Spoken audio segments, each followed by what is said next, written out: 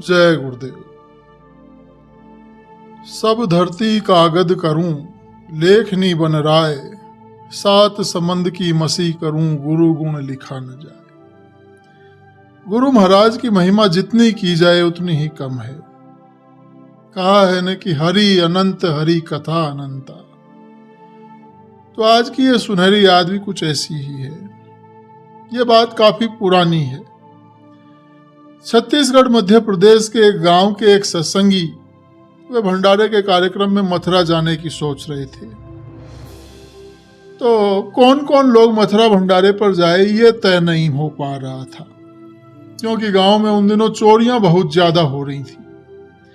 तो आखिरकार फिर सब लोगों ने ये निश्चय किया कि बाबा जय गुरुदेव का नाम बोलकर सब लोग निकल चले और घर में ताला लगा दिया जाए।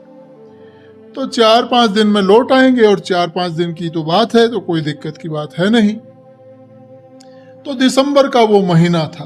पूरा परिवार मथुरा के लिए रवाना हो गया।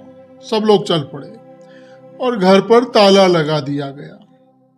अब दूसरी तरफ चोरों ने पहले से पता लगा रखा था कि ये लोग अब मथुरा में भंडारे में जाने वाले हैं। तो जब वो लोग रवाना हो गए तो दूसरे ही दिन चोर लोग रात्रि में घर के पिछले हिस्से से घर में अंदर जाने के लिए बढ़े। तो अब जब आगे बढ़े तो आगे जाकर देखा कि एक बाबा सफेद धोती लपेटे हुए दीवार के पास खड़ा है। तो इसकी तो चोरों ने कल्पना भी नहीं की थी।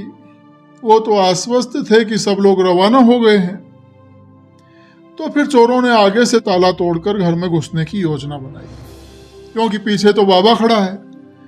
तो चोर लोग मकान के सामने आ गए, यानी कि अगले हिस्से की तरफ। तो आए तो देखा कि दरवाजे के पास भी वही बाबा दिखाई दिया, जो मकान के पिछले हिस्से पर जिस बाबा को उन्होंने देखा था, वही बाबा वहां दरवाजे के पास खड़ा है।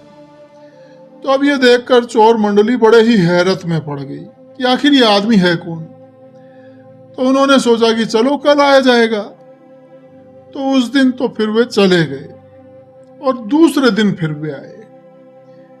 तो दूसरे दिन जब आए तो देखा कि वही साधु बाबा वहां पर खड़े हैं। तो घर के आगे पीछे दाएं बाएं जिधर भी वो चोर जाएं, वहीं पर वो साधु बाबा बराबर दिखाई पड़े। तो चोरों का दिमाग खराब हो गया। उनकी हिम्मत घर में घुसने की हुई नहीं।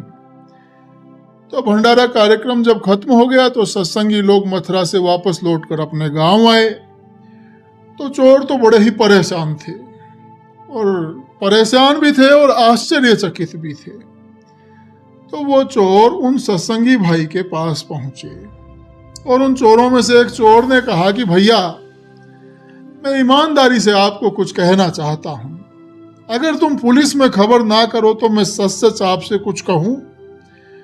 तो सत्संगी भाई ने जवाब दिया कि हाँ कहो, तुम विश्वास करो मैं किसी को कुछ नहीं कहूंगा।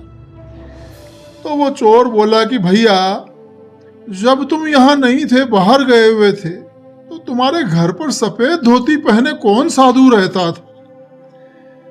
उन चोरों ने बताया कि हम लोगों का पक्का इरादा बन चुका था तुम्हारे यहाँ चोरी करने का, लेकिन उस साधु बाबा को देखकर हिम्मत ही नहीं पड़ रही थी। कौन से बाबा को तुम यहाँ पीछे छोड़ गए थे? तो चोरों के मुंह से ये बात सुनकर सत्संगी भाई तो खुद हैरानी में पड़ गए, और मन में एक विश्वास जाग पड़ा। तो वो सत्संगी भाई ने जवाब दिया कि अरे, ये वही बाबा तो था जिसके पास हम लोग मथुरा गए थे। अब ये बात सुनकर चोर हैरान रह गए, और इधर वो सत्संगी भाई खुद हैरान थे। जब दूसरे लोगों को इस बात की खबर लगी, सत्संगियों को, तो सबके मन में परम पूज्य स्वामी जी महाराज के प्रति एक गहरी श्रद्धा उमड़ पड़ी। सब लोगों ने गुरु महाराज का खूब खूब शुक्रिया किया, और एक स्वर में सबने जयकारा लगाया, जय गुरुदेव।